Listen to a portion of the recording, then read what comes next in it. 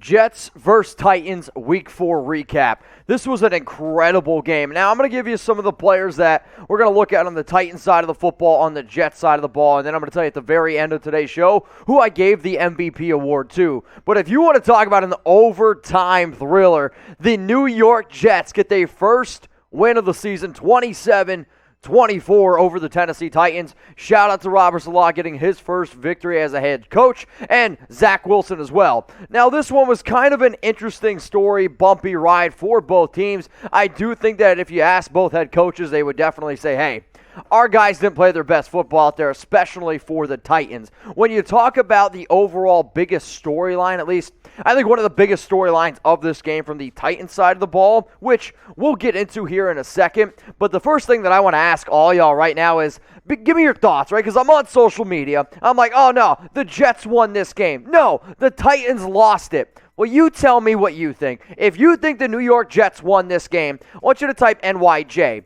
If you think the Titans lost it, I want you to type TEN.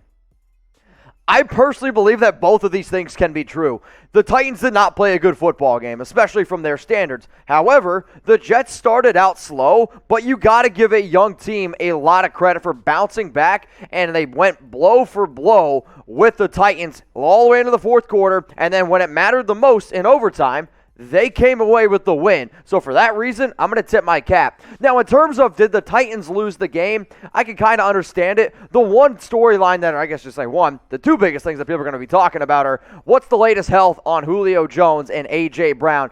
But I do not want Titans fans to take this as the reason why they lost. If you can't beat the Jets without two of your top receivers, I get it, not having Brown and Julio hurts, but you have a more talented team, and you still should have been able to win. Mike Vrabel needed to have his guys prepared, and simply, they were outplayed and they were outcoached. Now, I'm going to talk about Ryan Tannehill because this offensive line continues to be a major eyesore. They lost center Ben Jones, and then it led to a really bad snap at one point in the game overneath Tannehill's head, which really took points off the board for them. He doesn't have a lot of time to throw, and really, his receivers did not do a good job of getting open. Now, luckily for the Titans, they have Derrick Henry, who's the best running back in the entire league, and he shows yet again why. He's just an absolute workhorse. 33 carries, 157 yards, a touchdown. I don't know what it's like to tackle this guy, and I'm glad I never have to know what it's like tackling this dude. Another guy that deserves a shout-out here is Jeremy McNichols, and due to the fact that realistically,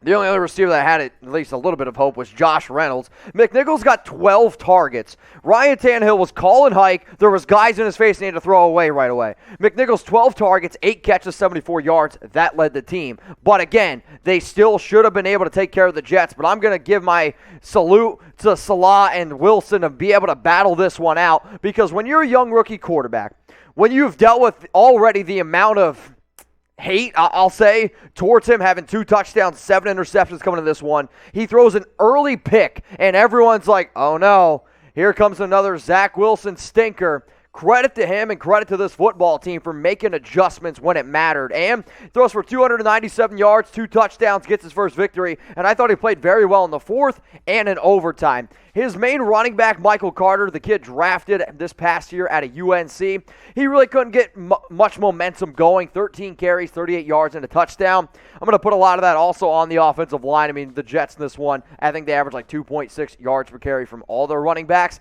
The main receiver, and it continues to be the main guy in the receiving game, Corey Davis, has been a phenomenal offseason acquisition. 4 catches, 111 yards, a touchdown in this one. Another receiver that impressed me a lot, Jamison Crowder, 9 targets, 7 grabs, 61 yards, and a touchdown. But at the end of the game, it wasn't Corey Davis coming up with the clutch catches. It was realistically Wilson looking other routes and looking at other players. Crowder was one of those main guys. So 27-24 victory, the New York Jets over the Tennessee Titans. I know we're going to get a lot of fans from both sides here in the comments, so I want you to let me know right now, who was the MVP of this game? When you really think about it from top to bottom, I want you to give me some of your MVPs. The MVP for me is probably going to go to Robert Saleh, but it's also going to go to this Jets defense. They played inspired. They played like they really wanted to come out and win, and they were flying all over the football field. C.J. Mosley, 13 tackles. I mean, Bryce Hall, he had half a sack. Shout out to him, but 3 pass breakups. He was one of the biggest reasons why none of those receivers were open whatsoever.